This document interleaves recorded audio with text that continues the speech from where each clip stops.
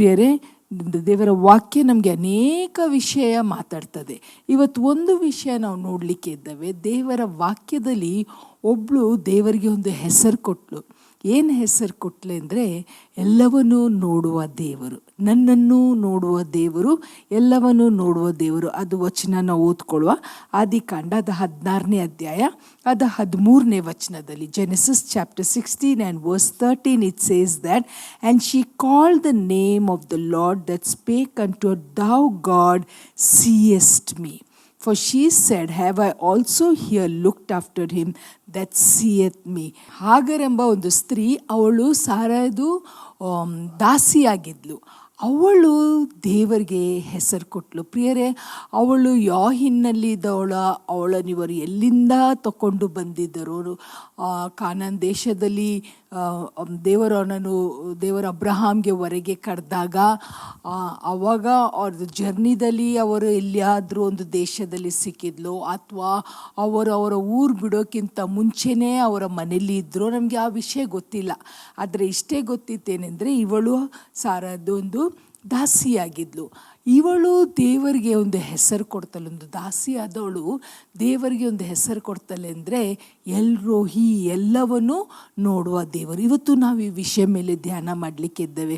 ಇಷ್ಟೋ ಸಮಯ ನಾವು ಏನು ಮಾಡ್ತೇವೆ ಅಂದರೆ, ನಮ್ಮ ಕಷ್ಟ ಕಾಲ ಇರ್ಬೋದು, ಅಥವಾ ಹೋರಾಟದ ಸಮಯ ಇರ್ಬೋದು, ನಮ್ಮ ಪ್ರಾರ್ಥನೆಗೆ ಉತ್ತರ ಸಿಗ್ತಾ ಇಲ್ಲ, ತಡೆ ಆಗ್ತಾ ಇರ್ಬೋದು, ನಾವು ಏನೋ ಒಂದು ಅಪೇಕ್ಷೆ ಮಾಡ್ತಾ ಇದ್ದೇವೆ, ಅದು ವರ್ಕೌಟ್ ಆಗ್ತಾ ಇಲ್ಲ, ಏನೋ ಒಂದು ನಾವು ಅದ್ಭುತವನ್ನು ಮುಂದೆ ನೋಡ್ತಾ ಇದ್ದೇವೆ, ಅದು ಆಗ್ತಾ ಇಲ್ಲ. ಆವಾಗ ನಮ್ಗೆ ಏನು ಅನ್ನಿಸ್ತದೆ ಅಂದರೆ, ನಮ್ಮ ದೇವರು ನಮ್ಮನ್ನು ನೋಡುವುದೇ ಇಲ್ಲ. ಎಷ್ಟೋ ಸಮಯ ನಾವು ಬಾಯಿ ತೆಗೆದು ಹೇಳಿದವೇನೆಂದರೆ, ಎಲ್ಲಿ ದೇವರು ನಮ್ಮನ್ನು ಮರೆತು ಬಿಟ್ಟಿದ್ದಾರೆ, ದೇವರು ನಮ್ಮನ್ನು ನೋಡುವುದೇ ಇಲ್ಲ.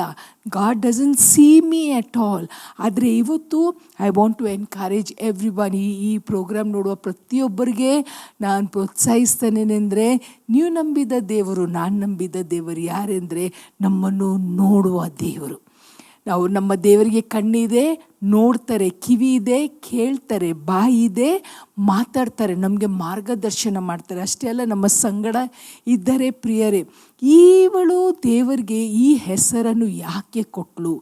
ಇವಳ ಹಿನ್ನೆಲೆ ನಮಗೆ ಎಲ್ಲರಿಗೆ ಗೊತ್ತಿದೆ. ಏನೆಂದರೆ, ಸಾರಾ ಬಂಜಿಯಾಗಿದ್ಲು, ಅವಳಿಗೆ ಮಕ್ಕಳಾಗ್ತಾ ಇರಲಿಲ್ಲ, ಅವಳಿಗೆ ವಯಸ್ಸಾಗ್ತಾ ಇತ್ತು. ಅದಕ್ಕೆ 16ನೇ ಅಧ್ಯಾಯ ನಾವು ಓದಿದರೆ ಅಲ್ಲಿ ನಾವು ನೋಡ್ತೇವೆ, ಸಾರಾ ಅಬ್ರಹಾಮ್ ಹತ್ರ ಬಂದು ಹೇಳ್ತಾಳೇನೆಂದರೆ, ನನಗೆ ವಯಸ್ಸಾಗ್ತಾ ಇದೆ, ನಮಗೆ ಒಂದು ಮಗು ಆಗಬೇಕಾಗಿದೆ, ಅದಕ್ಕೆ ಒಂದು ಕೆಲಸ ಮಾಡುವ. ಏನೆಂದರೆ, ನನ್ನ ಸೇವಕಿಯಾದ ಹಾಗರಿದ್ದಲೇ ಅವಳ ಹತ್ರ ಹೋದರೆ ಖಂಡಿತವಾಗಿ ನಮಗೆ ಒಂದು ಮಗು ಆಗುತ್ತೆ. ಪ್ರಿಯರೇ, ಇವಳು ಒಂದು ಹುಡುಗಿ, ಹಾಗರ್ಲು, ಅವಳದು ವಯಸ್ಸಿಷ್ಟು ನಮಗೆ ಗೊತ್ತಿಲ್ಲ, ಅವಳ ಹಿನ್ನೆಲೆ ಏನಂತ ನಮಗೆ ಗೊತ್ತಿಲ್ಲ. ಒಂದೇ ಗೊತ್ತೇಂದರೆ, ಅವಳಿಗೆ ಆ ಮನೆಯಲ್ಲಿ, ಅಬ್ರಹಾಮ್ ಮತ್ತು ಸಾರದ ಮನೆಯಲ್ಲಿ ಅವಳಿಗೆ ಯಾವುದೇ ಒಂದು ಇಂಪಾರ್ಟೆನ್ಸ್ ಇರಲಿಲ್ಲ. ಅವಳ ವಿಷಯದಲ್ಲಿ ಯಾರೂ ಗಮನ ಕೊಡ್ತಾ ಇರಲಿಲ್ಲ. ಇನ್ನೊಂದು ಏನೆಂದರೆ, ಅವಳ ಹೆಸರನ್ನು ಯಾವಾಗಲೂ ಎತ್ತಿಲ್ಲ. ನಾವು ಅದೇ 16ನೇ ಅಧ್ಯಾಯದಲ್ಲಿ ನಾವು ನೋಡ್ತೇವೆ, 2ನೇ ವಚನ, 16ನೇ ಅಧ್ಯಾಯ 2ನೇ ವಚನ. "And Sarai said unto Abraham, Behold, now the Lord hath restrained me from bearing. I pray thee, go unto my maid. Go unto my maid." ನನ್ನ ಸೇವಕಿ ಹತ್ರ ನೀನು ಹೋಗು, ಅಲ್ಲಿ ಹಾಗರು ಎಂಬ ಹೆಸರು ಇಲ್ಲ. ಮುಂದಕ್ಕೆ ಮತ್ತೆ ಇನ್ನೊಂದು ವಚನ ನೋಡುವ ನಾವು, 5ನೇ ವಚನ. "And Sarai said unto Abraham, My wrong be upon thee, I have given my maid in thy bosom." ಮತ್ತೆ ಏನಿದೆ ಇಲ್ಲಿ, ಅವಳಿಗೆ ಹಾಗರೆಂಬ ಹೆಸರು ತಗೊಳ್ತಾ ಇಲ್ಲ. ಅಲ್ಲಿನೂ ಅವಳಿಗೆ ಏನು ಹೇಳ್ತದೆ ಅಂದರೆ, ಇವಳು ನನ್ನ ಸೇವಕಿಯಾಗಿದ್ದಾಳೆ, ಶಿ ಈಸ್ ಮೈ ಮೇಡ್. ನಾವು ಏನನ್ನು ಇಲ್ಲಿ ನೋಡ್ತಾ ಇದ್ದಾವೆ ಪ್ರಿಯರೇ ಅಂದರೆ, ಹಾಗರೆಂಬ ಒಂದು ಸ್ತ್ರೀ, ಅವಳೊಂದು ಸೇವಕಿ, ಸಾರಾಯದು ಸೇವಕಿಯಾಗಿದ್ದಾಳೆ, ಅವಳೊಂದು ಯವನಸ್ಥ ಸ್ತ್ರೀಯಾಗಿದ್ದಾಳೆ. ಸಾರಾಯದು ಕಣ್ಣು ಅವಳ ಮೇಲೆ ಬಿದ್ದಿದೆ. ಅವಳಿಗೆ ಗೊತ್ತಾಗುತ್ತೇನೆಂದರೆ, ಇವಳ ಬಳಿಗೆ ಅಬ್ರಹಾಮನ್ನು ನಾನು ಕಳಿಸಿದರೆ ಇವಳಿಗೆ ಮಗು ಆಗುತ್ತೆ. ಆದರೆ ಈ ಒಂದು ಹುಡುಗಿಯನ್ನು ನಾವು ನೋಡಿದರೆ, ಅವಳ ಒಂದು ವೈಯಕ್ತಿಕ ಜೀವನವನ್ನು ನಾವು ನೋಡಿದರೆ, she is no way concern, she is not noticed at all. ಅವಳಿಗೆ ಏನು ಅವಳ ಬಗ್ಗೆ ಯಾರಿಗೂ ಅವಳಿಗೆ ಒಂದು ಸ್ವಂತದ ಒಂದು ಐಡೆಂಟಿಟಿ ಸಹ ಇರಲಿಲ್ಲ. ಯಾಕೆಂದರೆ ಅವಳನ್ನು ಅಡ್ರೆಸ್ ಮಾಡುವಾಗ ಸಾರಾ ಯಾವಾಗಲೂ ಅವಳ ಹೆಸರು ಹಾಗರು ಎಂಬ ಹೇಳಿ ಮಾಡೋದಿಲ್ಲ. ಶೀ ಈಸ್ ಮೈ ಮೇಡ್, ಅವಳು ನನ್ನ ಸೇವಕಿ ಅಂತಲೇ ಹೇಳ್ತಾಳೆ ಪ್ರಿಯ. ಇಂಥ ಒಂದು ಸ್ತ್ರೀ rejected, downtrodden, nobody cares about her, ಅವಳ ಬಗ್ಗೆ ಯಾರಿಗೂ ಒಂದು ಕನ್ಸರ್ನ್ ಇಲ್ಲ. ಇನ್ನೊಂದು ಬಹಳ ಪ್ರಾಮುಖ್ಯವಾದ ಸಂಗತಿ ನೋಡ್ರಿ, I don't think so that Sarai went to Hagar and asked her opinion about if she wants to go to her mistress husband. ಇಲ್ಲಿ ನಾವು ನೋಡ್ತೇವೆ ಏನೆಂದರೆ ಸಾರಾಯ್ ತೀರ್ಮಾನ ಮಾಡ್ಕೊಂಡ್ಬಿಟ್ಲು. ಏನು ತೀರ್ಮಾನ ಮಾಡಿದ್ಲು? ಅಬ್ರಾಮ್ಗೆ ನಾನು ನನ್ನ ದಾಸಿಯನ್ನು ಕೊಟ್ಟು ಬಿಡ್ತಾನೆ. ಬಟ್ ಅವಳಿಗೆ ಕೇಳಿದ್ರ ಅಂದರೆ ಯೋಚನೆ ಮಾಡ್ರಿ, ಈ ಹಾಗನ್ನ ಪರಿಸ್ಥಿತಿ ಏನಾಗಿತ್ತು? What was her situation? Where was she? ಅವಳದು ಏನೊಂದು ಒಂದು ವೈಯಕ್ತಿಕವಾದ ಒಂದು ಇಂಪಾರ್ಟೆನ್ಸ್ ಒಟ್ಟು ಇಲ್ಲವೇ ಇಲ್ಲ. Finally Sarai makes an decision saying ನಾವು ಅಬ್ರಹಾಮ್ ಅವಳ ಜೊತೆ ಹೋಗಿ ಅವಳ ಮೂಲಕ ನನಗೆ ಮಗುವಾಗಲಿ ಅಂತ. ಸೊ ಆಮೇಲೆ ನಮಗೆ ಕತೆ ಗೊತ್ತಿದೆ. ಅಬ್ರಾಮ್ ಅವಳ ಹತ್ರ ಹೋದ ನಂತರ ಅವಳು ಗರ್ಭಿಣಿಯಾದ ತಕ್ಷಣ ಎಲ್ಲ ಸಂಗತಿಗಳು ನಮಗೆ ಗೊತ್ತಿದೆ. ಕಡೆಗೆ ಅವಳು ಏನು ಮಾಡ್ತಾಳೇನೆಂದರೆ, ಸಾರಾಯದು ಒಂದು ಹಿಂಸೆ ತಡಿಲಿಕ್ಕೆ ಆಗದೆ ಅವಳು ಅವರ ಮನೆಯನ್ನು ಬಿಟ್ಟು ಓಡಿ ಹೋಗ್ಬಿಡ್ತಾಳೆ. ಯಾಕೆ ಓಡಿ ಹೋಗ್ಬಿಟ್ಲು?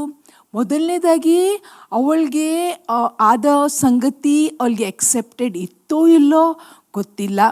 ಅವಳಿಗೆ ಅವಳದೇ ಒಂದು ಕೆಲವು ಕನಸುಗಳು ಇದ್ದಿರ್ಬೋದು, ಅದು ಯಾರೂ ಕೇಳಲಿಲ್ಲ.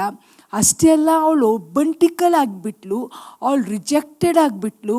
ಅವಳ ಮೇಲೆ ಅವಳನ್ನು ಕಂಡ್ರೆ ಸಾರಿಗೆ ಒಂಥರ ಹೇಸಿಗೆ ಆದಂಗೆ ಆಯಿತು. So many things she was going through.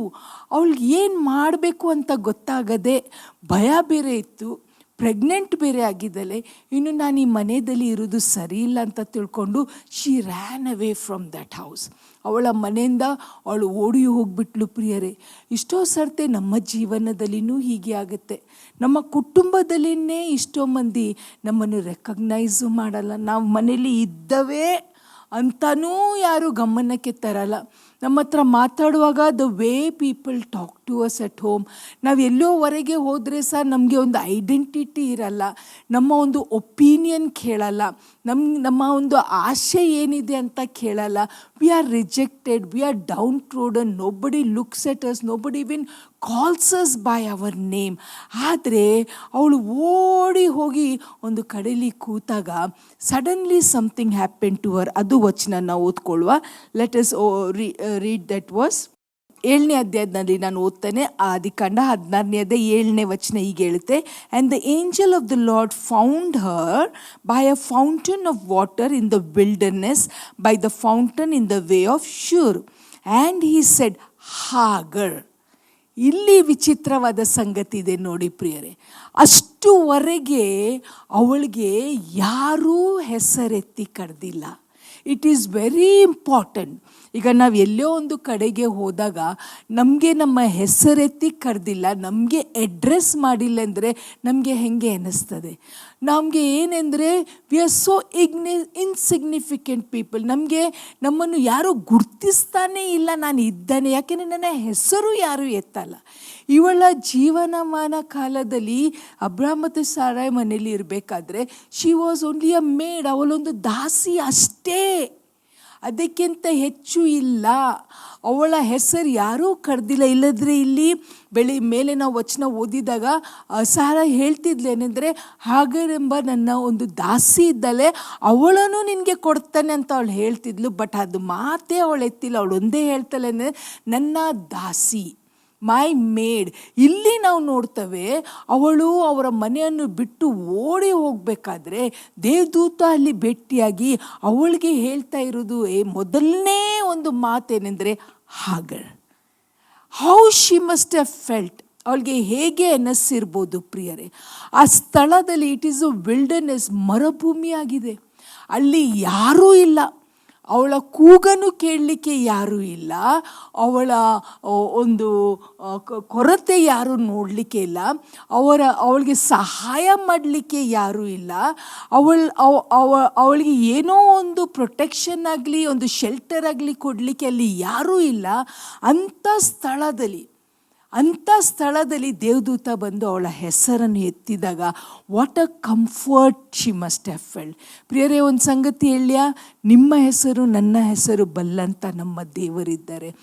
ಜನರ ಕಣ್ಣಿಗೆ ಕಾಣಲಿಕ್ಕೆಲ್ಲ ಎಷ್ಟೋ ಸಮಯ ನಾವು ಹೇಗೆ ಇದ್ದೇವೆ ಅಂದರೆ ನಮ್ಮ ಕಷ್ಟ, ನಮ್ಮ ಹೋರಾಟ, ನಮ್ಮ ಒಂದು ಭಯ, ನಮ್ಮ ಚಿಂತೆ, ನಮ್ಮ ಫ್ಯೂಚರ್ದು ಒಂದು ಅನ್ಸರ್ಟನಿಟಿ, ನಮ್ಮ ಸುತ್ತಲೂ ಇರುವ ಎಲ್ಲ ಹೋರಾಟ ಯಾರಿಗೆ ಹೇಳಬೇಕು ಅಂತಲೂ ನಮಗೆ ಗೊತ್ತಾಗದೆ ಇದ್ದಾಗ ಒಬ್ಬಂಟಿಕ ದೇರ್ ಇಸ್ ನೋ ಬಡಿ who is standing with me. Nobody who can help me at this situation. Nobody understands me. There is nobody who says that they care for me ಅಂತ ಯಾರೇ ಈ ಪ್ರೋಗ್ರಾಮ್ ನೋಡುವವ್ರು ದಾಟಿ ಹೋಗ್ತಾ ಇದ್ದರೆ ಅವ್ರಿಗೆ ನಾನು ಹೇಳಲಿಕ್ಕೆ ಇಷ್ಟಪಡ್ತಾನೇನೆಂದರೆ, ಒಬ್ಬರು ನಿಮ್ಮ ಹೆಸರು ಗೊತ್ತು ಅವ್ರಿಗೆ, ಅಷ್ಟೇ ಅಲ್ಲ ಅವರು ನಿಮ್ಮನ್ನು ನೋಡ್ತಾರೆ. ಅವಳನ್ನು ಯಾರೂ ದೃಷ್ಟಿಸಿ ನೋಡಿಲ್ಲ ಪ್ರಿಯರೇ. Nobody saw Hagar. Nobody spoke to Hagar. Nobody asked her opinion. Nobody asked her what she wants and what she doesn't want. She was just a handmaid. She was like some other thing in the house that can be used. Here Abraham and Sarai, they used her. And after that, Sarai, because Hagar despised Sarah wanted to send her away from the house. ಇದೆಲ್ಲ ಕುಟುಂಬದಲ್ಲಿ ಪರಿಸ್ಥಿತಿಯಾಗಿದೆ. ಇಂಥ ಸಮಯದಲ್ಲಿ ಅವಳನ್ನು ನೋಡಿದ್ದು ಒಬ್ಬರು ಯಾರೆಂದರೆ ನಮ್ಮ ಯೆಹೋವ ದೇವರು. Hallelujah, hallelujah. ಆ ಒಂದು ಫೌಂಟನ್ ಹತ್ರ ಕುತ್ಕೊಂಡು ಅವಳು ಅಳ್ತಾ ಇರಬೇಕಾದ್ರೆ ಅವಳಿಗೆ ಯಾರೋ ಒಬ್ಬರು ನನ್ನ ಹೆಸರು ಎತ್ತಿ ಕೂಗಿದವ್ರು ಯಾರೆಂದರೆ ದೇವರು ಕಲಿಸಿದ ದೇವದೂತರು. ಅದಕ್ಕೆ ಅವಳು ದೇವರಿಗೆ ಹೆಸರು ಕೊಡ್ತಲೇನೆಂದರೆ ಎಲ್ಲವನ್ನೂ ನೋಡುವ ದೇವರು. ಇವತ್ತು ನಾವು ಏನನ್ನು ಧ್ಯಾನ ಮಾಡ್ತಾ ಇದ್ದೇವೆ ಅಂದರೆ ನಮ್ಮ ದೇವರು ಎಲ್ಲವನ್ನು ನೋಡುವ ದೇವರು. ನಮ್ಮ ಮನಸ್ಸಲ್ಲಿ ನಮ್ಮ ಆಲೋಚನೆಯಲ್ಲಿ ಇದೇನೆಂದರೆ ನನ್ನ ದೇವರಿಗೆ ನನ್ನ ಬಡತನ ಗೊತ್ತಿಲ್ಲ, ನನ್ನ ದೇವರಿಗೆ ನನ್ನ ಸೋಲ್ ಗೊತ್ತಿಲ್ಲ, ನನ್ನ ದೇವರಿಗೆ ನನ್ನ ರಿಜೆಕ್ಷನ್ ಗೊತ್ತಿಲ್ಲ, ನನ್ನ ದೇವರಿಗೆ ನನ್ನ ಡಿಪ್ರೆಷನ್ ಗೊತ್ತಿಲ್ಲ, ನನ್ನ ದೇವರಿಗೆ ನನ್ನ ರೋಗ ಗೊತ್ತಿಲ್ಲ, ನನ್ನ ದೇವರಿಗೆ ನನ್ನ ಸೋಲ್ ದಾಟಿ ಹೋಗ್ತಾ ಇರೋದು ಗೊತ್ತಿಲ್ಲ. ನೋ, ನಮ್ಮ ದೇವರಿಗೆ ಎಲ್ಲ ಗೊತ್ತು. ಯಾರೂ ಇಲ್ಲದ ಸ್ಥಳದಲ್ಲಿ, ಒಬ್ಬಂಟಿಕನಿರುವ ಸ್ಥಳದಲ್ಲಿ, ಏನೇ ಒಂದು ಐಡೆಂಟಿಟಿ ಇಲ್ಲದ ಒಂದು ಸ್ತ್ರೀಯ ಬಳಿಗೆ ದೇವದೂತನನ್ನು ಕಲಿಸಿ ಹಾಗರಂತ ಹೇಳಿದ ದೇವರು ಇವತ್ತು ನಿಮ್ಮ ಹೆಸರು ಕರೆದು ಹೇಳ್ತಾರೇನೆಂದರೆ ನಾನು ಎಲ್ಲವನ್ನೂ ನೋಡ್ತಾ ಇದ್ದೇನೆ. ನೀವು ಏನನ್ನು ದಾಟಿ ಹೋಗ್ತಾ ಇದ್ದೀರೋ, ಏನನ್ನು ನೀವು ನಿಮಗೆ ಯಾರಿಗೆ ಹೇಳಲಿಕ್ಕೆ ಬರದ ಸಂಗತಿ ಇದೇನೋ ಅದನ್ನು ಬಲ್ಲಂಥ ದೇವರು. ಪ್ರಿಯರೇ, ನಮ್ಮ ದೇವರಿಗೆ ಬರೀ ಬಾಯಿ ತೆಗೆದು ಮಾತಾಡಬೇಕಂತ ಇಲ್ಲ, ನಾವು ಉಸಿರು ಬಿಟ್ಟರೂ ಸಹ ನಮ್ಮ ದೇವರು ಎಲ್ಲವನ್ನೂ ಅರ್ಥ ಮಾಡ್ಕೊಳ್ತಾರೆ. That is our God. ಅವರ ಹೆಸರೇನೆಂದರೆ ಎಲ್ ರೋಹಿ, ಎಲ್ಲವನ್ನೂ ನೋಡುವ ದೇವರು. ನಾವು ಎಲ್ಲೇ ಇರ್ಬೋದು, ಎಂಥದೇ ಸಿಚುವೇಶನಲ್ಲಿ ಇರ್ಬೋದು, ಯಾರೂ ನಮ್ಮ ಅಕ್ಕಪಕ್ಕ ಇರಲಿಕ್ಕೆಲ್ಲ, ಅಥವಾ 1000 ಜನರು ನಮ್ಮ ಅಕ್ಕಪಕ್ಕ ಇದ್ದರೂ ಸಹ ನಮ್ಮ ಪರಿಸ್ಥಿತಿಯನ್ನು ಬಲ್ಲಂಥ ನಮ್ಮ ದೇವರು ಇವತ್ತು ನಿಮ್ಮನ್ನು ದೃಷ್ಟಿಸ್ತಾ ಇದ್ದಾರೆ, ಆ ದೇವರು ನಮ್ಮನ್ನು ದೃಷ್ಟಿಸ್ತಾ ಇದ್ದಾರೆ. ಹಾಲೆಲೂಯಾ. ಪ್ರಿಯರೇ, ನಾವು ಇವತ್ತು ಧ್ಯಾನ ಮಾಡ್ತಾ ಇದ್ದು ಸಂಗತಿ ಏನೆಂದರೆ ನಮ್ಮ ದೇವರು ಎಲ್ಲವನ್ನೂ ನೋಡುವ ದೇವರು. ದೇವರ ವಾಕ್ಯದಲ್ಲಿ ಹೀಗೆ ಹೇಳುತ್ತೆ, 2 ಪೂರ್ವಕಾಲವೃತ್ತಾಂತ ಅದ 14ನೇ ಅಧ್ಯಾಯ ಅದು 9ನೇ ವಚನ ಹೀಗೆ ಹೇಳುತ್ತೆ ಅಂದರೆ, for the eyes of the Lord run to and fro throughout the whole earth to show himself strong in the behalf of them whose heart is perfect towards him. ನಮ್ಮ ಹೃದಯ, ಇಲ್ಲಿ ಹಾಗರ ಹೃದಯ ದೇವರ ಮುಂದೆ ಸ್ಪಷ್ಟವಾಗಿತ್ತು, ಕ್ಲಿಯರ್ ಆಗಿತ್ತು. ಅದಕ್ಕೆ ದೇವರು ಅವಳ ಪರವಾಗಿ ನಿಲ್ತರು. ಪ್ರಿಯರೇ, ಆ ಸಾರಾಯಿಗೆ ಗೊತ್ತಿಲ್ಲ ಅವಳು ಎಲ್ಲಿ ಹೋಗಿದ್ದಾಳೆ, ಅಬ್ರಹಾಮ್ಗೆ ಗೊತ್ತಿಲ್ಲ ಅವಳು ಎಲ್ಲಿ ಹೋಗಿದ್ದಾರೆ, ಮನೇಲಿ ಎಷ್ಟೋ ಸೇವಕರಿದ್ದಾರೆ, ಯಾರಿಗೂ ಗೊತ್ತಿಲ್ಲ ಅವಳು ಎಲ್ಲಿ ಹೋಗಿದ್ದಾಳೆ ಅಂತ. ಆದರೆ ದೇವರಿಗೆ ಗೊತ್ತು ಅವಳು ಎಲ್ಲಿ ಹೋಗಿದ್ದಾರೆ. ಅದಕ್ಕೆ ಅವಳಿಗೆ ಸಂತೋಷ ಆಯ್ತು ಅಂದರೆ, ಎಲ್ಲರ ದೃಷ್ಟಿಯಲ್ಲಿ ನಾನು ಇಷ್ಟು ಲೋ ಆಗಿದ್ದೇನೆ, ಎಲ್ಲರ ದೃಷ್ಟಿದಲ್ಲಿ ನಾನು as if I am invisible, ಎಲ್ಲರ ದೃಷ್ಟಿದಲ್ಲಿ ನಾನು ಐ ಆಮ್ ಜಸ್ಟ್ ನಥಿಂಗ್. ಆದರೆ ದೇವರ ದೃಷ್ಟಿದಲ್ಲಿ ಐ ಆಮ್ ಸಮಥಿಂಗ್. ಯಾಕೆಂದರೆ when we address somebody or when we call somebody by their name, we give them an identity. We say that this is this person and we call them. We don't call them Mr. or Mrs. because we don't know their name or miss. ನಾವು ಹೆಸರು ಹೇಳಿ ಕೂಗಿದಾಗ ಅವರನ್ನು ನಾವು ಗುರುತಿಸಿದ್ದೇವೆ ಪ್ರಿಯರೇ. ಅದಕ್ಕೆ ಹಾಗರು ದೇವರಿಗೆ ಹೆಸರು ಕೊಡ್ತಲೇನೆಂದರೆ ಎಲ್ಲವನ್ನು ನೋಡುವ ದೇವರು. ನಮ್ಮ ದೇವರು ಎಲ್ಲವನ್ನು ನೋಡ್ತಾರೆ ಪ್ರಿಯರೇ, ಪ್ರತಿಯೊಂದು ಸಂಗತಿಯನ್ನು ನೋಡ್ತಾರ. ಹಾಗೆ ಇನ್ನೊಂದು ಕತೆ ನಾವು ದೇವರ ವಾಕ್ಯದಲ್ಲಿ ನೋಡ್ಕೊಳ್ಳುವ. ಆದಿಕಾಂಡ 29ನೇ ಅಧ್ಯಾಯ, ಜೆನೆಸಿಸ್ ಚಾಪ್ಟರ್ 29, ಆದಿಕಾಂಡ 29ನೇ ಅಧ್ಯಾಯ, ಅದು 30 ಹಾಗೂ 31ನೇ ವಚನ ನಾವು ಓದ್ಕೊಳ್ಳುವ. Genesis chapter 29 verse 30 and 31. And Laban gave to Rachel his daughter Bilhah his handmaid to be her maid. And he went in also unto Rachel, and he loved Rachel more than Leah, and served with him yet 7 years. And when the Lord saw that Leah was hated, he opened her womb. ಇಲ್ಲಿ ನೋಡ್ತೇವೆ ದೇವರು ಏನನ್ನು ನೋಡಿದ್ರೆ ಅಂದರೆ, ಲಿಯಾ ಮತ್ತು Rachel ಇವರಿಬ್ಬರು ಅಕ್ಕ ತಂಗಿಯರು. ಯಾಕೋಬ ರೇಚಲನ್ನು ನೋಡಿದ ತಕ್ಷಣ ಅವನಿಗೆ ಅವಳ ಮೇಲೆ ಇಷ್ಟ ಆಯಿತು, ಅವಳ ಮೇಲೆ ಪ್ರೀತಿ ಆಯಿತು, ಅವಳನ್ನು ಮದುವೆ ಮಾಡ್ಕೊಳ್ಬೇಕು ಅಂತ ತೀರ್ಮಾನ ಮಾಡಿದ. ಆದರೆ ಅವನ ಮಾವ ಲಾಬಾನ್ ಏನು ಮಾಡಿದ ಏನೆಂದರೆ, ಅವನ ಮದುವೆ ಆಗುವ ಸಮಯದಲ್ಲಿ 7 ವರ್ಷ ಯಾಕೋಬ ಕೆಲಸ ಮಾಡಿದ ಮೇಲೆ ಮದುವೆ ಆಗುವ ಸಮಯದಲ್ಲಿ ಯಾಕೋಬನಿಗೆ ಮೋಸ ಮಾಡಿ ರೇಚಲನ್ನು ಕೊಡುವ ಬದಲಿ ಅಲ್ಲಿ ಲಿಯಾವನ್ನು ಕೊಟ್ಟು ಅವನಿಗೆ ಮದುವೆ ಮಾಡಿದರು. ಆಯಿತಾ, ಅವನ 7 ವರ್ಷ ರೇಚಲ್ಗೋಸ್ಕರ ಕಾದು ಮೋಸ ಆಯಿತು. ಇನ್ನೂ 7 ವರ್ಷ ಅವನು ಕಾದು ರೇಚಲನ್ ಮದುವೆ ಆದ. ಪ್ರಿಯರೇ, ಇಲ್ಲಿ ನಾವು ನೋಡ್ತೇವೆ ವಚನ ಏನು ಹೇಳ್ತೆ ಅಂದರೆ, ಜೇಕಬ್ ಲವ್ಡ್ ರೇಚಲ್. ಯೋಚನೆ ಮಾಡಿ, ಲಿಯಾಗೆ ಹೆಂಗೆ ಎನಸಿರ್ಬೋದು. ಹಾಗರ್ ಅನ್ನೋ ಸಿಚುವೇಶನ್ ನಾವು ನೋಡಿದ್ದೇವೆ. ಶಿ ವಾಸ್ ಜಸ್ಟ್ ನೋ ಬಡಿ ದೇರ್. ಇಲ್ಲಿ ಲಿಯಾದ ಪರಿಸ್ಥಿತಿ ಏನು? ಅದೇ ಪರಿಸ್ಥಿತಿ ಇದೆ. ಗಂಡ ಇದ್ದಾನೆ, ಆದರೆ ಗಂಡ ನನ್ನನ್ನು ಪ್ರೀತಿ ಮಾಡಲ್ಲ. ಅನೇಕ ಸ್ತ್ರೀಯರು ಈ ಒಂದು ಸಿಚುವೇಶನಲ್ಲಿ ದಾಟಿ ಹೋಗ್ತಾರೆ. ಗಂಡ ಇದ್ದಾನೆ, ಆದರೆ ಗಂಡ ಪ್ರೀತಿ ಮಾಡಲ್ಲ. ಗಂಡನಿಗೆ ಇನ್ನೊಂದು ಕಡೆ ಒಂದು ಅಫೇರ್ ಇದೆ. ಗಂಡ ನನ್ನನ್ನು ಮಾತಾಡಿಸೋದಿಲ್ಲ, ಗಂಡ ನನಗೆ ಏನು ತಂದು ಕೊಡಲ್ಲ, ನಾವು ಬದುಕಿದವೋ ಸತ್ತಿದ್ದವೋ ಅಂತನೂ ನಮಗೆ ಕೇರ್ ಮಾಡಲ್ಲ. ಅಂಥ ಪರಿಸ್ಥಿತಿಯಲ್ಲಿ Leah, she was all alone, she was lonely, she was rejected, she may be depressed, she must be crying her lungs out, she may be so worn out. ಏನೆಂದರೆ, ಯಾಕೋಬ ನನಗೆ ಮದುವೆ, ನಮ್ಮಪ್ಪ ಯಾಕೋಬನ ಜೊತೆ ನಂದು ಮದುವೆ ಮಾಡಿದರೆ ನಿಜ, ಆದರೆ ನನ್ನ ಗಂಡನಿಗೆ ನನ್ನ ಬಗ್ಗೆ ಒಂದು ಸ್ವಲ್ಪನೂ ವಿಚಾರ ಇಲ್ಲ. ಇನ್ನೊಂದು ನಾನು ಏನು ಗಮನಕ್ಕೆ ಬಂತು ನನಗೆ ಇದು ಓದಬೇಕಂದ್ರೆ, ಯಾಕೋಬ ಲಿಯಾನು ನೋಡ್ತಾನೂ ಇರಲಿಕ್ಕಿಲ್ಲ. ಯಾಕೆಂದರೆ ಇಲ್ಲಿ ದೇವರ ವಾಕ್ಯ ಹೇಳುತ್ತೆಂದರೆ, ಗಾಡ್ ಸಾ ಲಿಯಾ. ಆಮೆನ್. ಇಲ್ಲಿ ದೇವರ ವಾಕ್ಯ ಸ್ಪಷ್ಟವಾಗಿ ಹೇಳುತ್ತೇನೆಂದರೆ, and when the Lord saw that Leah was hated. ಲಿಯಾಗೆ ರೇಚಲು ಹಾಗೆ ಮಾಡ್ತಾ ಇದ್ಲು. ಯಾರು ರೇಚಲ್ ರೀ? ಸ್ವಂತ ತಂಗಿ, ಸ್ವಂತ ಓನ್ ಸಿಬ್ಲಿಂಗ್.